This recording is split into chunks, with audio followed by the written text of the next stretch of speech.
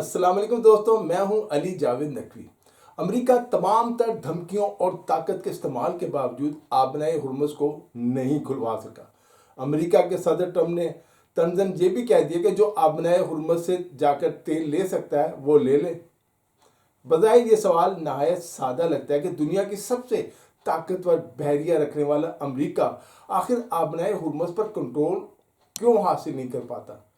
ایک طرف جدید ترین جنگی بیڑا ہے، درجنوں طیارہ بردار جہاز ہیں، ہزاروں جنگی طیارے ہیں اور مہلک ہتھیاروں کا انبار ہے، اور دوسری طرف صرف چند کلومیٹر چوڑی ایک آبی گزرگاہ۔ تو پھر رکاوٹ کہاں ہے؟ لیکن حقیقت اس کے بالکل برعکس ہے، اور یہی حقیقت جدید جنگ کی پیچیدگیوں کو بے نقاب کرتی ہے۔ آبنائے ہرمز دنیا کی اہم ترین سمندری گزرگاہوں میں شمار ہوتی ہے، اور آپ نے خبروں میں آج کل بہت زیادہ اس کا سن رہے ہیں، جہاں سے عالمی تیل کی تقریباً 20% جو ترسیل ہوتی ہے، یہاں سے 20% تیل گزرتا ہے۔ اس کی جغرافیائی ساخت اسے خطرناک چوک پوائنٹ بناتی ہے۔ اس کی تنگی کا اندازہ اس بات سے لگایا جا سکتا ہے یہاں صرف دو مخصوص بحری راستے، ایک آنے کے لیے اور ایک جانے کے لیے، اور ہر ایک کی جو چوڑائی ہے وہ صرف چند کلومیٹر ہے۔ ایسے میں اگر کوئی طاقت ایران ان راستوں کو نشانہ بنانا چاہے تو اسے کسی بڑی حکمت عملی کی ضرورت نہیں، بلکہ صرف درست وقت اور محدود وسائل ہی کافی ہوتے ہیں۔ کوئی بھی اسے بند کرنا چاہے، ایران کے لیے یہی جغرافیہ جو ہے ایک بڑی طاقت بن جاتا ہے۔ سست رفتار اور دیو قامت آئل ٹینکرز جو محدود راستوں پر سفر کرتے ہیں، آسان ان کا ہدف بن جاتے ہیں۔ وہ نہ تو تیزی سے حرکت کر سکتے ہیں اور نہ ہی اپنی حفاظت کے لیے کوئی مؤثر دفاع کرتے ہیں کہ وہاں اس میں ڈرون ہو یا میزائل لگے ہوئے ہوں۔ اس صورتحال میں چھوٹے ڈرونز، مختصر فاصلے تک مار کرنے والے میزائل، ساحلی توپ خانے اور بارودی سرنگیں بھی بڑے پیمانے پر تباہی پھیلانے کی صلاحیت رکھتے ہیں۔ خاص طور پر ایرانی ڈرون ٹیکنالوجی جیسے شاہد ڈرون ہے، یہ شاہد ڈرون جو اس توازن کو مزید خطرناک بنا دیتے ہیں، کیونکہ اس کی جو لاگت ہے وہ بہت کم ہے۔ یہ کم لاگت جو سینکڑوں کلومیٹر دور سے حملہ کرنے کی صلاحیت رکھتا ہے شاہد ڈرون، جبکہ اس کے مقابلے میں نشانہ بننے والے جہاز جو ہیں وہ کروڑوں ڈالر مالیت کے ہوتے ہیں۔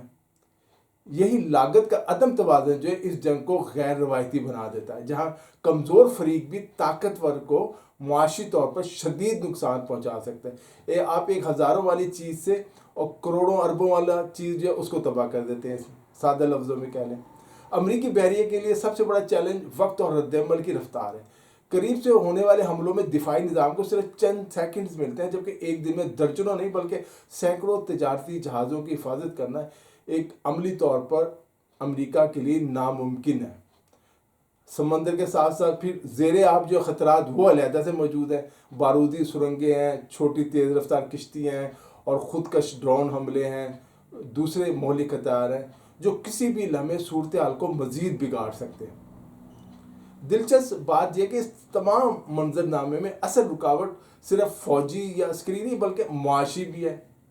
اب جہاز جو ہے اس لیے نہیں صرف رکے ہوئے کہ وہ گزر نہیں سکتے، بلکہ وہ اس لیے رکے ہوئے کہ گزرنا نہیں چاہتے۔ انشورنس کمپنیاں اس حد تک خطرہ محسوس کر رہی ہیں کہ وہ آبنائے ہرمز سے گزرنے والے جہازوں کو انشورنس فراہم کرنے سے انکار کر رہی ہیں۔ انشورنس نہ ہونے کی وجہ سے وہ جہاز انتظار کریں۔ جو عالمی تجارت کا پہیہ صرف خطرے کے احساس سے رک جاتا ہے، چاہے راستہ تکنیکی طور پہ کھلا ہوا آبنائے ہرمز کھلی ہو، اگر انشورنس نہیں ہوگی جہاز کی وہ گزرے گا ہی نہیں۔ اور آپ یہ بھی جانتے ہیں کہ جنگ کے خلاف امریکہ میں بہت بڑے بڑے مظاہرے ہو چکے ہیں، 90 لاکھ لوگ سڑکیں پہ نکل آئے تھے امریکہ کے مختلف ریاستوں میں۔ اگر امریکی فوجیوں کا جانی نقصان زیادہ ہوتا ہے تو عوام میں مخالفت اور بڑھے گی۔ امریکہ کے برعکس ایران اس جو جنگ کو اپنی بقا کی جنگ سمجھتا ہے اور زیادہ نقصان برداشت کرنے کے لیے تیار دکھائی دیتا ہے۔ وہ اپنے شہداء پہ فخر کر رہا، افسوس نہیں کر رہا۔ آبنائے ہرمز کا بحران ہمیں ایک بنیادی حقیقت سے روشناس کراتا ہے کہ دنیا کی سب سے اہم گزرگاہیں بعض اوقات سب سے زیادہ غیر محفوظ بھی ہوتی ہیں، اور انہیں بند کرنے کے لیے مکمل کنٹرول ضروری نہیں ہوتا، صرف اتنا کافی ہے کہ انہیں اتنا خطرناک بنا دیا جائے کوئی وہاں سے گزرنے کی جرت ہی نہ کرے۔ یہی وہ پوائنٹ ہے جو عالمی معیشت، توانائی کی سیاست اور مستقبل کی جنگوں کو از سر نو متعین کر رہا ہے۔ آج دنیا بھر میں پاکستان سمیت پیٹرول کی قیمتیں آسمان پر پہنچی ہوئی ہیں، مہنگائی بہت بڑھ گئی ہے۔ اب سوال یہ کہ امریکہ تو آبنائے ہرمز کو کنٹرول نہیں کر سکتا، تو ایران اکیلا کیسے کنٹرول کر رہا ہے اس آبنائے ہرمز کو کہ امریکہ جیسی طاقت نہیں کر پا رہی؟ آئیے اس پر بات کرتے ہیں، وہ میں آپ کو کچھ سمجھانے کی کوشش کرتا ہوں۔